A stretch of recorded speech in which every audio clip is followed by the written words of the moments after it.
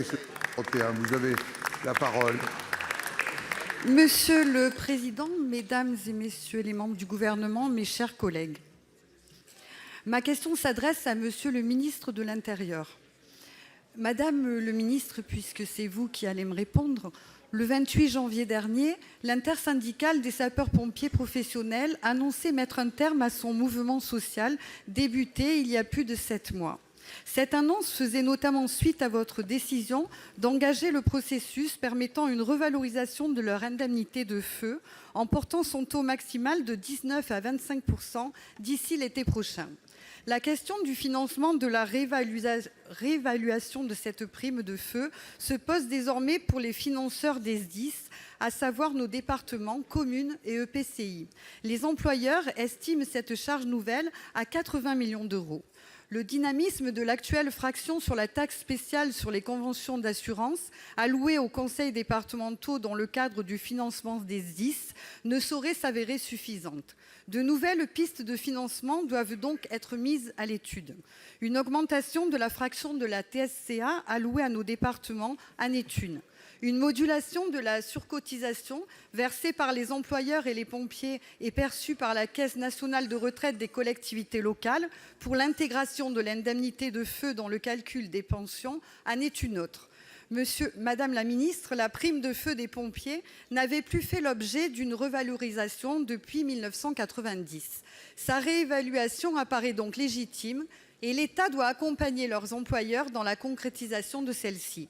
Dans les Bouches-du-Rhône, où le directeur du SDIS est par ailleurs le président de la Fédération nationale des sapeurs-pompiers, nous savons, comme dans chaque département français, combien la préservation de notre modèle de sécurité civile est essentielle.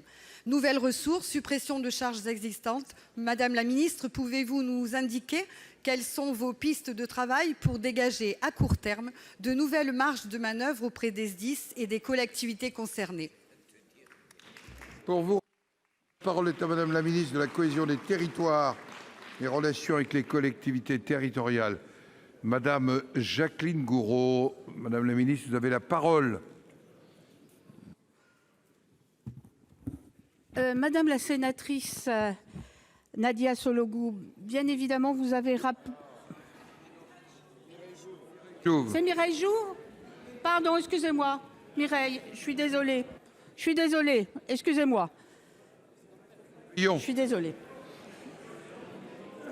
J'ai regardé là. Suivez, Madame la ministre, allez, s'il vous plaît. Merci. Vous avez rappelé, Madame la sénatrice, le combat des sapeurs-pompiers, effectivement, pour l'indemnité de feu.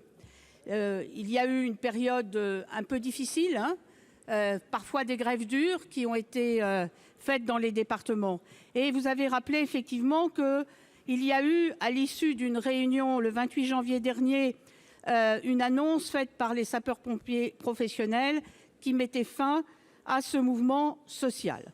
Je voulais dire, bien sûr, que tout au long des discussions qui ont eu lieu au ministère de l'Intérieur, les collectivités territoriales, à savoir les départements, mais aussi les municipalités, ont été associées.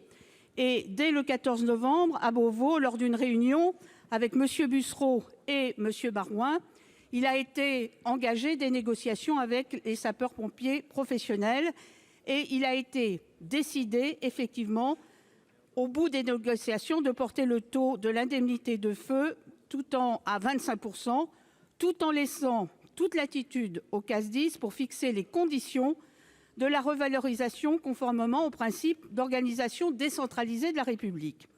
Il faut préciser que pour assurer le financement des SDIS, et vous l'avez dit, les départements bénéficient d'une ressource fiscale, une quote-part de la taxe spéciale sur les conventions d'assurance, dont la dynamique est assez forte. Pour donner une idée à tout le monde, ça a été plus 41 % en 15 ans.